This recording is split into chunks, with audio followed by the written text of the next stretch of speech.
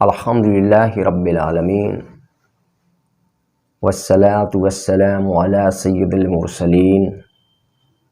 اما بعد فاعوذ باللہ من الشیطان الرجیم بسم اللہ الرحمن الرحیم الحمدللہ تعالی اللہ رب العزت کی توفیق اور اس کے فضل سے آج ہم اپنی اس نشست میں دنیا آزمائش کا گھر ہے اس باب کا ہم آج تیسرا حصہ بیان کریں گے۔ جیسا کہ ہم نے پچھلی نشست میں یہ بیان کیا تھا کہ مصیبت کے وقت اللہ تعالیٰ کی بندے پر عین رحمت ہوتی ہے، یعنی مصیبت کے وقت اللہ تعالیٰ کی بندے پر عین رحمت ہوتی ہے، حالانکہ لوگ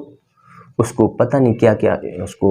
گمان کرتے ہیں۔ کبھی یہ کہتے ہیں کہ پتہ نہیں ہم سے کون سا گناہ ہو گیا، اللہ تعالیٰ ہمیں مصیبت اور پریشانیاں زیادہ دے رہا ہے، تو کبھی اور طرح کے خیالات ان کے ذہنوں میں آتے ہیں۔ مصیبت کے وقت، پریشانیوں کے وقت اور بیماریوں کے وقت اور مال کی تنگی کے وقت طرح طرح کے خیالات ان کے ذہنوں میں آتے ہیں لوگوں کے، لیکن حقیقت یہ ہے کہ ہر مصیبت اور پریشانی جب بندے پر آتی ہے تو اس وقت اللہ تعالیٰ کا بندے پر خاص کرم ہوتا ہے، بلکہ اس کی عین رحمت ہوتی ہے جو اسے غفلت سے نکال کر بیداری کی طرف لے جانا چاہتی ہے۔ اور اس کے علاوہ اس عین رحمت کی جو اور بھی دلائل ہیں وہ انشاءاللہ آگے آئیں گے کہ وہ عین رحمت کیوں ہوتی ہے، اس کی دلیل کیا ہے، اور رب تعالیٰ اسے اپنی آخرت سنوارنے کا ایک موقع عنایت فرماتا ہے۔ تو ہر مصیبت، پریشانی، تنگی، مال کی کمی اور بیماریاں اور دیگر پریشانیاں جب انسان پر آئیں تو اس وقت اللہ کا اس پر فضل ہے، اس پر کرم ہے، اس پر رحمت ہے۔ حضرت ابو ہریرہ رضی اللہ تعالیٰ عنہ سے روایت ہے کہ نبی کریم صلی اللہ تعالیٰ علیہ وسلم نے فرمایا کہ اللہ تعالیٰ جس کے ساتھ خیر و برکت اور بھلائی کا ارادہ فرماتا ہے اسے تکلیف و مصائب و آلام میں مبتلا کر دیتا ہے۔ جیسا کہ ہم نے ابھی کہا تھا کہ اللہ تعالیٰ کی عین رحمت ہوتی ہے جب بندوں پر پریشانیاں آئیں، مصیبت آئے، بیماریاں آئیں، تکلیفیں آئیں، مال کی کمی ہو تو عین رحمت ہوتی ہے۔ تو اللہ تعالیٰ جو ہے جس کے ساتھ خیر و برکت اور بھلائی کا ارادہ فرماتا ہے تو اسے تکلیفوں میں، مصیبتوں میں اور پریشانیوں میں مبتلا کر دیتا ہے، یعنی اللہ کی طرف سے اس کے لیے خیر و برکت کا، اللہ نے اس کے لیے خیر و برکت کا ارادہ فرمایا ہے، اور یہ جو اس پر پریشانیاں اور تکلیفیں آئی ہیں یہ اس کی بھلائی کے لیے ہیں، اس کی خیر کے لیے ہیں،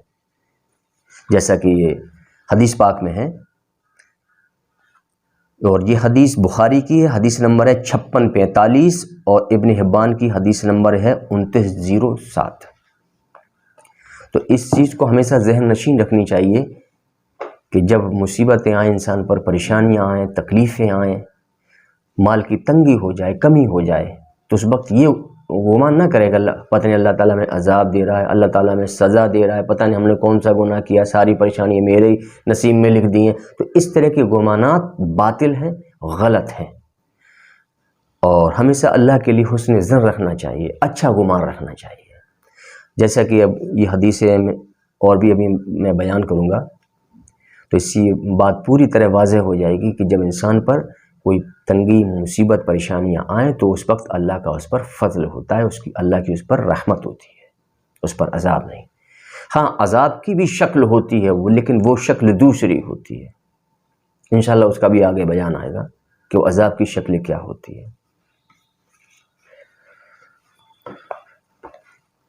اگلی حدیث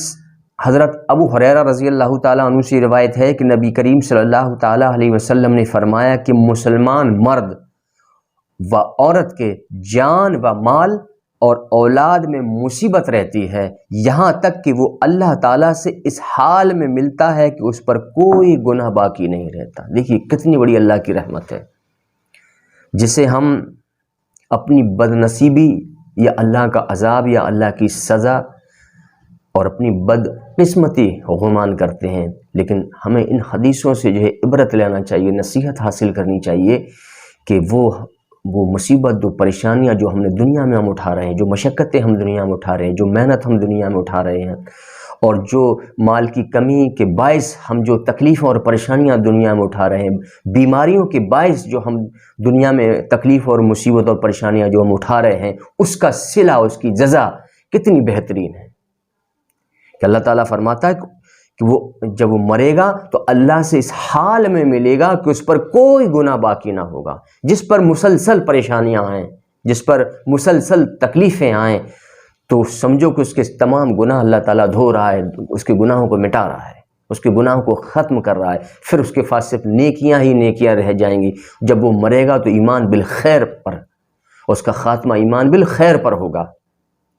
اور وہ اللہ تعالیٰ سے اس حال میں ملاقات کرے گا کہ اس پر کوئی گناہ باقی نہ ہوگا۔ تو معلوم یہ ہوا کہ ہر مصیبت، پریشانی اور تنگی کے وقت اللہ کا فضل اور اس کی رحمت ہوتی ہے، یہ ہمیں تصور کرنا چاہیے۔ اور اللہ کا بڑا احسان ہے کہ وہ دنیا میں چند دنوں ہمیں پریشانیاں، تکلیفیں اور مصیبتیں دے کر ہمارے گناہوں کو مٹا رہا ہے۔ یہ بہت بڑا کرم، بہت بڑا احسان ہے میرے مالک کا، تو ہمیں اس کا شکر ادا کرنا چاہیے، ہم اس کے شکر گزار بندے بننا چاہیے ہمیں تو، اور جو مصیبت ملے اس پر ہمیں صبر کرنا چاہیے، اس پر یہ نہیں کہ لوگوں سے ہمیں اس کے شکوہ اور شکایت کرتے پھریں، ہم بڑے پریشان ہیں، ہم مرے جا رہے ہیں، ہمیں بہت پریشانی ہے، یہ نہیں، بلکہ اللہ کا شکر ادا کرو کہ اللہ نے تم پر رحمت فرما رکھی ہے، تم پر اپنا فضل و کرم کر دیا ہے کہ وہ تمہاری گناہوں کو مٹا رہا ہے، اس سبب سے وہ تمہیں پاک و صاف دنیا سے اٹھانا چاہتا ہے۔ یہ حدیث ترمذی شریف کی ہے، حدیث نمبر اس کا ہے 2399۔ اسی طرح حضرت جابر رضی اللہ تعالیٰ عنہ سے روایت ہے کہ حضور صلی اللہ تعالیٰ علیہ وآلہ وسلم نے فرمایا کہ قیامت کے دن مصائب و آلام سے دوچار ہونے والوں کو جب اللہ تعالیٰ عظیم ثواب، ایک ایک بات نوٹ کرنے والی ہے، اور ایک ایک اس حدیث کی ایک ایک جو جملے ہیں، ایک ایک جملہ، ایک ایک لفظ ہمیں ہمیشہ ذہن میں رکھنے والا ہے، کہ ہمیں ہمیشہ جو ہے ذہن میں رکھنا چاہیے کہ اللہ تعالیٰ فرماتا ہے، بڑا قابل توجہ بات، اس کو بغور سنیں اور اس کو اپنے ذہن میں رکھیں، اس کو کبھی نہ بھولیں۔ اللہ تعالیٰ فرماتا ہے کہ قیامت کے دن مصائب و آلام سے دوچار ہونے والوں کو جب اللہ تعالیٰ عظیم ثواب اور مراتب عطا فرمائے گا، تو دنیا میں عافیت و عیش و آرام میں رہنے والے لوگ جب ان کے ثواب اور ان کے مراتب کو دیکھیں گے تو وہ تمنا کریں گے کہ کاش دنیا میں میری کھالیں کینچیوں سے کاٹی جاتی ہیں۔ یعنی کہ جو آج دنیا میں انسان پریشانی اٹھا رہا ہے، تکلیفیں اٹھا رہا ہے، اس پر مال کی کمی بھی رہتی ہے، بیماریوں بھی مبتلا ہے، مطلب طرح طرح کی قسم کی اس کو مختلف پریشانیاں ہیں، جو دنیا میں آج پریشانیاں اٹھا رہا ہے، کل قیامت کے دن اللہ تعالیٰ جب انہیں ان پریشانیوں کے بدلے میں جو انہوں نے دنیا میں اٹھائیں پریشانیاں، اور اللہ کا شکر ادا کرتے رہے اور صبر پر قائم رہے، تو اللہ تعالیٰ انہیں جب دنیا میں جو پریشان حال رہے ہیں ان کو قیامت کے دن جب اللہ تعالیٰ عظیم ثواب عطا فرمائے گا اور انہیں مراتب عطا فرمائے گا، تو دنیا میں جن کی زندگی عیش اور عشرت میں گزری ہوگی، تو ان غریبوں کے، پریشان حال لوگوں کے مراتب کو دیکھ کر، ان کے ثواب کو دیکھ کر روز قیامت وہ عیش اور عشرت میں رہنے والے لوگ یہ تمنا کریں گے کہ کاش دنیا میں میری کھالیں یہ کینچیوں سے کاٹی جاتی ہیں، یعنی مجھے اتنی تکلیف ملتی تو آج میں بھی یہ مراتب لے رہا ہوتا، مجھے بھی یہ ثواب مل جاتا جو ان دنیا میں پریشان حال جو غریب، محتاج اور لوگ رہے ہیں، ان کو جو آج مراتب اللہ تعالیٰ دے رہا یہ ہمیں بھی مل جاتے۔ تب وہ تمنا کریں گے عیش و عافیت میں رہنے والے لوگ اس دن کہ کاش اللہ تعالیٰ انہیں جو پریشانیاں دیں دنیا میں، تو آج دیکھو ان کو کیسے انعام دے رہا ہے اللہ تعالیٰ، کیسے مراتب ان کو عطا فرما رہا ہو جو ان پر رشک کریں گے وہ لوگ کہ کتنے بڑے اعلیٰ مراتب ان کو عطا کیے جا رہے ہیں، کتنا ثواب ان کو دیا جا رہا ہے، کتنے ان کے درجات بلند کیے جا رہے ہیں، کتنے بہترین ان کو انعامات دیے جا رہے ہیں۔ جب ان کے انعامات اور مراتب کو وہ لوگ دیکھیں گے جو دنیا میں عیش و آرام میں رہنے والے لوگ ہیں، تب یہ تمنا کریں گے قیامت کے دن کہ کاش ہمیں بھی دنیا میں اللہ تعالیٰ اتنی تکلیف دیتا، میری کھالیں اللہ تعالیٰ کینچیوں سے کٹواتا، کہ میری کھالیں کینچیوں سے کاٹی جاتی تو مجھے بھی آج یہ مراتب اور یہ درجات مل رہے ہوتے، مجھے بھی یہ مرتبہ مل رہا ہوتا، مجھے بھی یہ انعامات مل رہے ہوتے، تب وہ تمنا کریں گے قیامت کے دن۔ تو ہر پریشانی کا ہونا اللہ کی عین رحمت ہوتی ہے، اس بات کو ہمیشہ ذہن میں رکھنا ہے۔ یہ حدیث ترمذی شریف کی حدیث نمبر ہے 2402، ابن ابی شیبہ کی حدیث نمبر ہے 10993، اور بہقی سنن کبریٰ کی حدیث نمبر ہے 6553۔ انسان دنیاوی نعمتوں و راحتوں میں جتنا زیادہ مبتلا ہوگا، انسان دنیاوی نعمتوں و راحتوں میں جتنا زیادہ مبتلا ہوگا، اسی قدر وہ زیادہ ان کی محبت میں بھی گرفتار ہوگا، اور موت کے وقت جب ان چیزوں سے اس کی جدائی ہوگی تو اس کو اتنا ہی زیادہ غم ہوگا۔ یعنی انسان جن چیزوں سے دنیا میں محبت کرتا ہے تو ظاہر سی بات ہے کہ جتنا زیادہ جن چیزوں میں وہ منہمک ہے، مبتلا رہتا ہے، اور جن چیزوں سے زیادہ وہ محبت کرتا ہے دنیا میں، لیکن جب موت کے وقت وہ ان چیزوں سے اس کی جدائی ہوگی تو اسے بہت زیادہ شدید غم بھی ہوگا، تو اس کو اتنا ہی زیادہ غم و تکلیف ہوگی، اور دنیا کی نعمتوں و لذتوں و عیش و عشرت سے جس قدر جس کا تعلق کم ہوگا، یعنی دنیا کی جو چیزیں ہیں، عیش و عشرت والی چیزیں ہیں، لذت دینے والی جو چیزیں ہیں، تو اور دنیا کی جو نعمت ہیں، تو انسان کا جتنا ان چیزوں سے، یعنی نعمت لذت والی چیزیں اور دنیا کا مال و متاع اور دنیا سے رغبت رکھنے والی دنیا کی مرغوب چیزوں سے جن کا تعلق کم ہوگا، وہ ان چیزوں سے زیادہ غور و فکر نہیں کرتا ان چیزوں کے بارے میں، بلکہ وہ تو اپنی ضرورت کی چیزیں دنیا سے لے لیتا، بقیہ کو چھوڑ دیتا ہے وہ۔ تو ایسا شخص کہ جس کا ان چیزوں سے تعلق کم ہوگا، یعنی دنیاوی مال و متاع و دنیاوی چیزوں سے جس کا تعلق کم ہوگا، تو موت کے وقت ان چیزوں کی جدائی سے اسی قدر اس کو کم تکلیف ہوگی۔ کیوں؟ ہمیں جب کسی چیز سے محبت ہی نہیں اور وہ چیز ہم سے اگر چھوٹ رہی ہو تو ہمیں کوئی غم نہ ہوگا، کسی طرح کا کوئی غم اور فکر نہ ہوگا، چھوٹ جانے، ہم دنیا میں ہی اس کو چھوڑ رہے، اب تو ہم مرنے والے ہیں،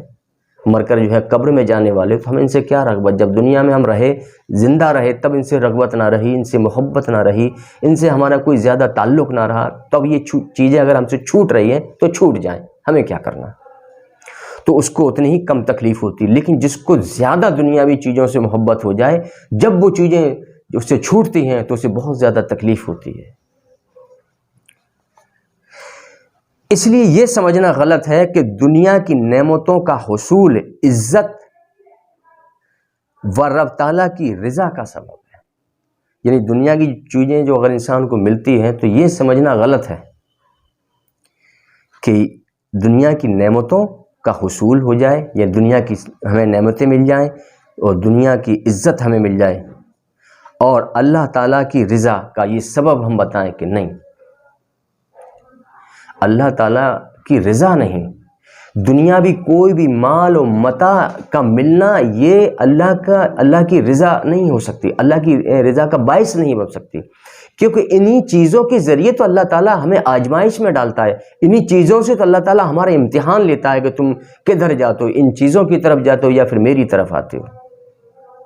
ان چیزوں کی محبت میں تم مبتلا ہوتے ہو یا پھر میری یاد میں تم مبتلا ہوتے، میری محبت میں میری محبت کی طرف تمہاری رغبت بڑھتی ہے، تم آخرت کی طرف راغب ہوتے ہو یا دنیا کی چیزوں کی طرف راغب ہوتے ہو، تو انہی چیزوں کے ذریعے سے اللہ تعالیٰ جو ہے ہماری آزمائش کرتا ہے، تو وہ چیزیں اللہ کی رضا کا باعث نہیں ہو سکتی۔ تو نعمتوں کا حصول، دنیاوی نعمتوں کا حصول عزت و رب تعالیٰ کی رضا کا سبب ہے، یہ سمجھنا بالکل غلط ہے۔ اور نعمتوں و راحتوں کا دنیا میں نہ ملنا، نعمتوں و راحتوں کا دنیا میں نہ ملنا ذلت یا رب تعالیٰ کی ناراضگی کا سبب ہے، ایسا نہیں، یہ بھی غلط ہے۔ انسان کو ایسا نہیں سمجھنا چاہیے ہمیں اگر اللہ تعالیٰ نے کوئی نعمت نہیں دی، ہمیں پریشانیاں دی، ہمیں تکلیفیں دیں، تو اس کا یہ نہیں کہ اللہ تعالیٰ ہم سے ناراض ہے، نہیں، بلکہ اس طریقے سے بھی اللہ تعالیٰ ہماری آزمائش کر رہا ہے، اور اس آزمائش کے ذریعے سے ہمیں پریشانیاں اور تکلیفیں اور مصیبتیں دے کر ہمارے تو گناہوں کو مٹا رہا ہے اللہ تعالیٰ، ہمیں گناہوں سے پاک کر رہا ہے، تو یہ تو اس کا احسان ہے، اس کا کرم ہے، اس کا فضل ہے۔ ایسا نہیں سمجھنا چاہیے کہ یہ ہمارے لیے ذلت ہے یا رب تعالیٰ ہم سے ناراض ہے، نہیں، بلکہ ان دونوں حالتوں میں، چاہے خواہ پہلی والی حالت ہو کہ بہت مال مل جائے یا کچھ نہ ملے، یا دنیا میں عیش و آرام ملے یا بہت تکلیفیں ملے، یعنی دونوں حالتوں میں بندے کے لیے بڑی آزمائش ہوتی ہے۔ اور بعض مسلمان اپنی جہالت و لا علمی کے سبب یہ گمان کرتے ہیں کہ جب انہیں کوئی نعمت ملے تو وہ سمجھتے ہیں کہ یہ نعمت انہیں اپنے کسی اچھے عمل یا اپنی عقل کے کمال کے سبب سے ملی ہے، بلکہ وہ نعمت اس کے لیے بڑی آزمائش ہے۔ انسان جو یہ سمجھتا ہے کہ ہم نے فلاں چیز حاصل کر لی، دنیا میں بڑی نعمت ہم نے حاصل کر لی، بہت مال ہم نے جمع کر لیا، تو یہ ہماری عقل کا جو کمال ہے، اور یہ کوئی نعمت ہمیں جو اللہ نے دی ہے ہمارے کسی اچھے عمل کے سبب دی ہمیں، تو ایسا بھی گمان کرنا بھی بالکل غلط ہے، باطل ہے، بلکہ اس کے لیے اس میں آزمائش ہوتی ہے۔ اور اللہ تعالیٰ مال و دولت و عیش و عشرت دے کر بھی آزماتا ہے، اور تنگی و پریشانی دے کر بھی آزماتا ہے، اور جس کے پاس جتنا زیادہ مال ہوگا آخرت میں اس کا حساب بھی اتنا ہی بڑا اور سخت ہوگا، اور جس کے پاس جتنا مال کم ہوگا اس کا اتنا ہی کم اور آسان حساب ہوگا۔ یہ بھی انسان کو کبھی نہیں بھولنا چاہیے، جتنا زیادہ مال اتنا ہی بڑا حساب اور سخت حساب، اور جتنا انسان کے پاس مال کم ہے اتنا ہی کم حساب اور آسان حساب۔ اس کے لیے آخرت میں آسانی ہوگی جس کے پاس دنیا میں مال کم ہے۔ انسان کی زندگی میں قدم قدم پر آزمائشیں ہیں، اور اللہ تعالیٰ اپنے بندوں کو کبھی بیماری، کبھی مال و دولت کی کمی، اور کبھی مال و زر اور جائیداد کے نقصان، اور کبھی کسی چیز کے خوف، اور کبھی عیش و عشرت، اور کبھی کثیر مال و دولت دے کر بھی، اور کبھی کسی کی جان لے کر بھی آزماتا ہے۔ اس کے مختلف طریقے ہیں بندوں کی آزمائش کے، اللہ تعالیٰ مختلف طریقوں سے بندوں کی آزمائش کرتا ہے۔ اللہ تعالیٰ نے اپنے انبیاء و اولیاء کو بھی آزمائش میں ڈالا، جیسے حضرت ابراہیم علیہ السلام کا آگ میں ڈالا جانا، بی بی سیدہ حاجرہ رضی اللہ تعالیٰ عنہ و فرزند حضرت اسماعیل علیہ السلام کو صفا مروہ کی پہاڑیوں کے درمیان تنہا چھوڑنا، اور حضرت اسماعیل علیہ السلام کی قربانی، اور حضرت ایوب علیہ السلام کو بیماری مبتلا کرنا، و حضرت یعقوب علیہ السلام سے حضرت یوسف علیہ السلام کو جدا کرنا، و حضرت آدم علیہ السلام کا جنت سے نکالا جانا، یہ سب آزمائشیں ہیں اور صبر کی مثالیں بھی ہیں۔ یہ سب آزمائشیں بھی تھیں اور صبر کی مثالیں بھی ہیں، کہ بندوں کی آزمائش میں اللہ تعالیٰ کی ایک حکمت ہوتی ہے کہ اہل خیر اہل شر سے علیحدہ ہو جائیں۔ ایک حکمت یہ بھی ہوتی ہے اللہ تعالیٰ کی آزمائش کی کہ اس میں سے جو اہل خیر ہیں وہ الگ کر دیے جائیں اور اہل شر الگ کر دیا جائے۔ اور اللہ تعالیٰ کے نیک بندوں پر آزمائش اسے ہلاک کرنے کی غرض سے نہیں ہوتی ہے، بلکہ اس کا مقصد بندے کے قلب باطن کو پاک و صاف کرنا ہوتا ہے۔ یعنی اللہ کے جو نیک بندے ہیں تو ان پر جب اللہ تعالیٰ آزمائش ڈالتا ہے تو ان کو ہلاک کرنے کی غرض سے نہیں ڈالتا، بلکہ اللہ تعالیٰ چاہتا ہے ان کے قلب اور باطن ان کے پاک و صاف ہو جائیں، اس لیے ان پر آزمائش ڈالتا ہے۔ اور مصائب و آلام کے ذریعے ہونے والی آزمائش پر صبر و رضائے الہی پر راضی نہ رہنے والوں لوگوں کو 5 چیزوں کا نقصان ہوتا ہے۔ یعنی اللہ تعالیٰ جب کوئی مصیبت پریشانی دے، ہمارے مال میں تنگی دے، بیماریوں میں مبتلا کر دے، دیگر پریشانیاں ہمیں دے اللہ تعالیٰ، تو اگر ہم ان چیزوں پر جو ہمیں پریشانیاں اور تکلیفیں اور مصیبتیں ہمارے اوپر جو آئی ہیں جن سے ہمیں دوچار ہونا ہو رہا ہے، تو جب ہم ان چیزوں پر اگر صبر نہ کریں گے، صبر نہیں کریں گے، تو ہمیں 5 چیزوں کا نقصان اٹھانا پڑے گا۔ یعنی ہم پر کوئی بیماری آ گئی، ہم نے صبر نہ کیا، پریشانی آئی، ہم نے صبر نہ کیا، تکلیف اور مصیبت آئی، ہم نے صبر نہ کیا، مال کی تنگی آئی اور ہم نے صبر نہ کیا، تو ہمیں 5 چیزوں کا نقصان ہوگا۔ وہ 5 چیزیں کیا ہیں؟ تو 5 چیزوں میں سے پہلی چیز یہ ہے کہ لوگوں کو 5 چیزوں کو نقصان ہوگا، یعنی جس چیز پر اس نے صبر نہ کیا اس چیز سے اس کا محروم رہنا، یہ پہلا نقصان ہے۔ یعنی جو چیز ہمیں نہ ملی دنیا میں تو ہم نے صبر نہ کیا تو کیا ہمیں مل گئی، وہ ہم اس سے تو محروم رہے۔ یعنی جس چیز پر اس نے صبر نہ کیا اس چیز سے اس کا محروم رہنا۔ دوسرا، صبر نہ کرنے کے سبب ملنے والے اجر و ثواب سے بھی محروم رہا۔ اگر وہ اس مصیبت اور پریشانی کے وقت صبر کر لیتا تو اس کا اجر و ثواب پاتا، اور وہ چیز بھی اس کو نہیں ملے گی، حالانکہ اگر وہ صبر کرتا تو اللہ تعالیٰ اس کو وہ چیز دوبارہ سے عطا کر دیتا،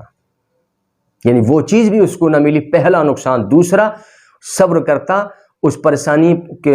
پریشانی پر تو اللہ تعالیٰ اس کو اجر و ثواب دیتا، وہ اس سے بھی محروم رہا۔ صبر نہ کرنے کا یہ نقصان، دوسرا نقصان۔ اور تیسرا، اس کے توکل و اس کے ایمان میں کمی ہونا، یہ تیسرا نقصان ہے کہ اس کا اللہ پر بھروسہ ہی نہیں تھا، اس کا توکل کمزور تھا،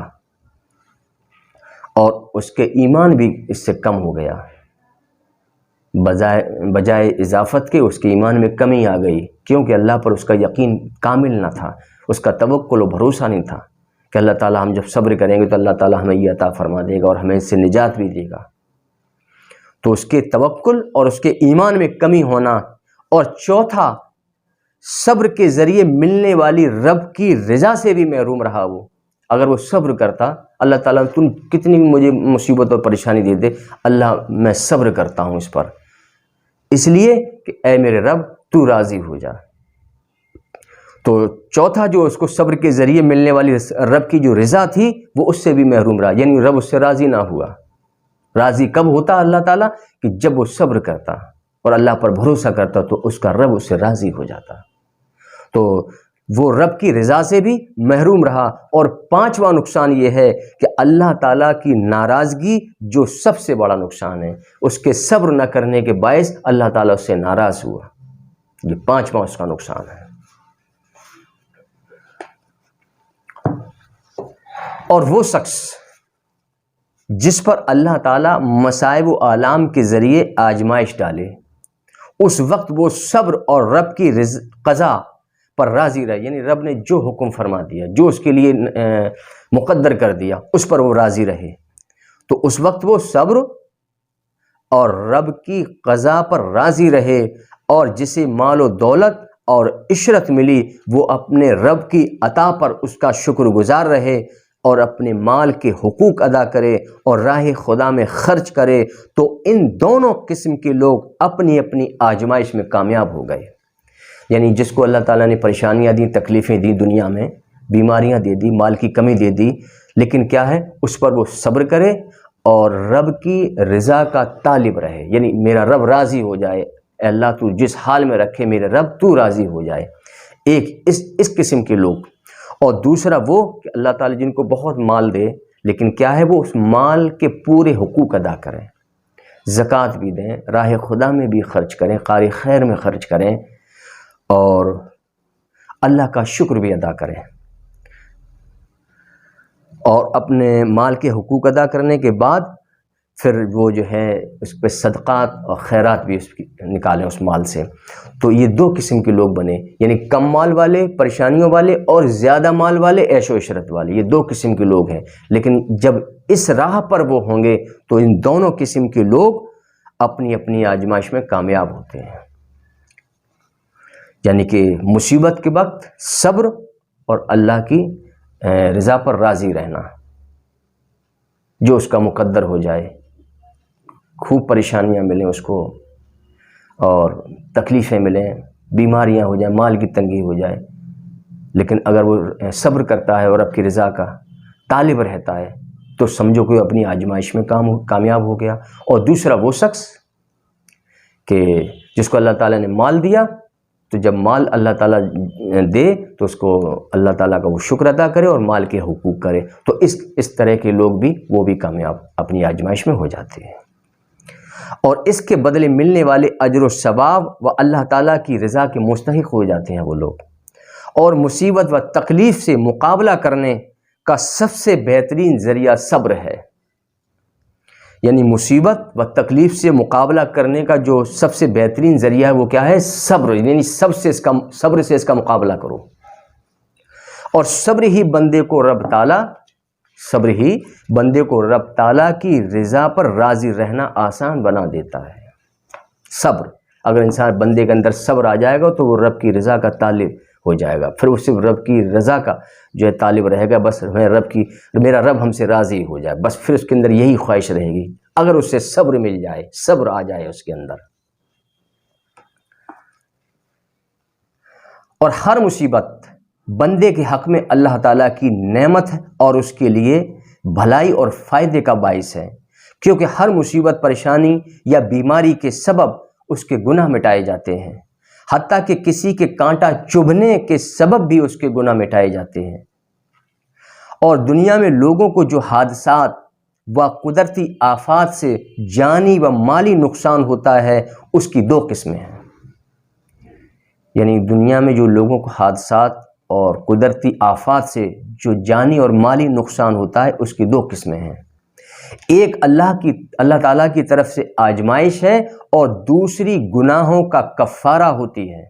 ایک تو آزمائش ہے اور دوسری گناہوں کا کفارہ ہوتی ہے، جس کے سبب سے اس کے گناہوں میں تخفیف کی جاتی ہے اور وہ گناہوں سے بالکل پاک و صاف ہو جاتا ہے، یا اللہ تعالیٰ جتنا چاہتا ہے اس بندے کے اتنے گناہ مٹا دیتا ہے. تو جو بھی دنیا میں جانی مالی نقصان ہو جائے تو اس کی ایک قسم اللہ کی اس میں آزمائش ہے کہ دیکھیں بندہ اس آزمائش میں پاس ہوتا ہے یا فیل، صبر کرتا ہے یا بے صبرہ ہو جاتا ہے اور لوگوں سے میری شکایت اور میرا شکوہ بیان کرتا ہے. تو دوسرا یہ کہ اس کے گناہ، جو اس نے گناہ کیے تو اس تکلیف اور مصیبت کے سبب اس کا وہ گناہوں کا وہ کفارہ ہو جاتے ہیں. تو اس طرح دو قسمیں ہیں اور جس کے سبب سے اس کے گناہوں میں تخفیف کی جاتی ہے اور وہ گناہوں سے بالکل پاک و صاف ہو جاتا ہے. ارشاد باری تعالیٰ ہے، اور جو مصیبت تم کو پہنچتی ہے وہ تمہاری بدعمالی کے سبب پہنچتی ہے جو تمہارے ہاتھوں نے کمائی ہے، جبکہ بہت سی خطاؤں کو وہ معاف فرما دیتا ہے. یعنی جو مصیبت بندے کو پہنچتی ہے وہ تمہاری بدعمالی یعنی گناہوں کے سبب، جو تم نے برائیاں کی،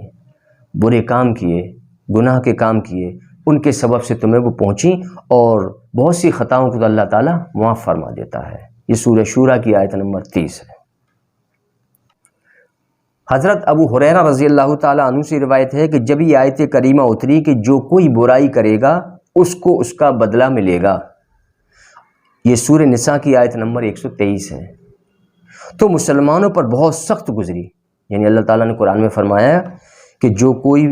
برائی کرے گا اس کو اس کا بدلہ ملے گا. تو مسلمانوں پر بہت سخت گزری کہ ہر گناہ کے بدلے ضرور عذاب ہوگا. تو حضور صلی اللہ تعالیٰ علیہ وسلم نے فرمایا ہاں، کیونکہ مسلمان کو جو بھی تکلیف پہنچتی ہے، جو بھی تکلیف مسلمان کو پہنچتی ہے تو وہ اس کے گناہوں کا کفارہ ہو جاتی ہے. یہاں تک کہ جو اسے ٹھوکر لگتی ہے یا کوئی اسے کانٹا چبھتا ہے تو وہ اس کے گناہوں کا کفارہ ہو جاتا ہے. یعنی جو تکلیف انسان کو ملنا، پریشانیاں ملنا، یہ تو انسان کے لیے بھلائی ہے، خیر کا باعث ہے. جس کو انسان برا جانتا ہے، یہ برا نہیں بلکہ اس کے لیے بہت اچھا ہے.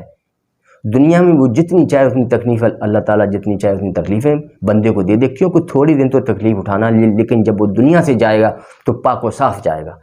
یعنی اس کے گناہ سارے کے سارے ختم ہو جائیں گے. یہ حدیث مسلم شریف کی حدیث نمبر ہے 6569 اور بہقی سنن کبریٰ کی حدیث نمبر 6525 اور ابن حبان کی حدیث نمبر ہے 2923 اور الترغیب بالترہیب کی حدیث نمبر ہے 1725. نبی کریم صلی اللہ تعالیٰ علیہ وسلم نے فرمایا کہ مومن کی مثال لوہے کی طرح ہے کہ جب اسے بخار یا دیگر تکلیف پہنچتی ہے تو اس کا میل یعنی گناہ ختم ہو جاتے ہیں اور پاکیزگی باقی رہ جاتی ہے. یعنی جب اسے کوئی تکلیف پہنچتی ہے یا بخار وغیرہ یا کوئی بیماری آتی ہے تو اللہ کے رسول فرماتے ہیں تو اس کے گناہ ختم ہو جاتے ہیں اور پاکیزگی باقی رہ جاتی ہے، یعنی جس طرح لوہے کو آگ میں ڈالنے سے میل کچیل ختم ہو جاتا ہے اور اصل لوہا بچ رہتا ہے۔ یہ بہقی سنن کبریٰ کی حدیث نمبر ہے اس کا 6544۔ حضرت ابو ہریرہ رضی اللہ تعالیٰ عنہ سے روایت ہے کہ نبی کریم صلی اللہ تعالیٰ علیہ وسلم نے فرمایا کہ مومن کی ہر بیماری اس کے لیے گناہوں کا کفارہ ہے۔ بہت پیاری بات اللہ کے رسول صلی اللہ تعالیٰ علیہ وسلم نے فرمایا کہ ہر بیماری بندے کے لیے اس کے گناہوں کا کفارہ ہے، یعنی جتنی اس کو زیادہ بیماریاں مل جائیں بندے کو تو سمجھو اس کے گناہ ختم ہونا شروع ہو گئے، اور زیادہ سے جتنی زیادہ بیماری اتنے زیادہ گناہ اس کے ختم ہو رہے ہیں۔ جبکہ حالانکہ وہ بندہ گھبراتا ہے، اس بیماری کو برا جانتا ہے، لوگوں سے شکوہ شکایت کرتا ہے، لیکن اصل میں کیا ہے؟ اللہ کی اس پر عین رحمت ہے کہ اللہ تعالیٰ اس کو جتنی زیادہ تکلیفیں دے رہا ہے دنیا میں، جتنی زیادہ پریشانیاں دے رہا ہے، جتنی زیادہ اس کو جو بیماریاں دے رہا ہے، تو اس کے سبب سے اتنے ہی زیادہ اس کے گناہ کو ختم کر رہا ہے، اس کے گناہ ختم ہو رہے ہیں، گناہ مٹ رہے ہیں۔ یہ تو بندے کے لیے بھلائی ہے، بندے کے لیے تو یہ بہتر علامت ہے اس کے گناہوں سے پاک اور صاف ہونے کی، اور وہ بندہ جب دنیا سے کوچ کرے گا تو بالکل پاک و صاف ہوگا گناہوں سے وہ۔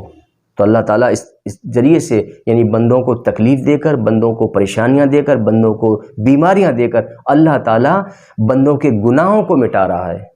تو یہ بندے کے لیے تو بہت خوش نصیبی کی بات ہے، بد نصیبی نہیں بلکہ خوش نصیبی ہے۔ اور کیوں خوش نصیبی ہے؟ کہ اس کے گناہ جو مٹ رہے ہیں۔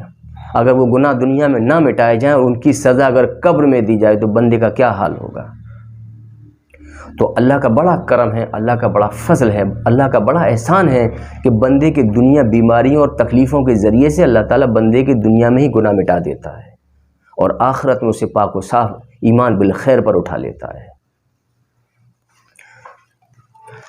حضرت عبداللہ بن مسعود رضی اللہ تعالیٰ عنہ سے روایت ہے کہ رسول اکرم صلی اللہ تعالیٰ علیہ وآلہ وسلم نے فرمایا کہ جب کسی مسلمان کو جب کسی بیماری سے تکلیف پہنچے یا کسی اور طرح سے اسے تکلیف پہنچے تو اللہ تعالیٰ اس کے گناہوں کو گرا دیتا ہے جیسے درخت اپنے پتے گراتا ہے۔ یہ حدیث مسلم شریف کی حدیث نمبر ہے اس کا 65 اور 59، اور ابن ابی شیبہ کی حدیث نمبر 10905، بہقی سنن کبریٰ کی حدیث نمبر 6531، الترغیب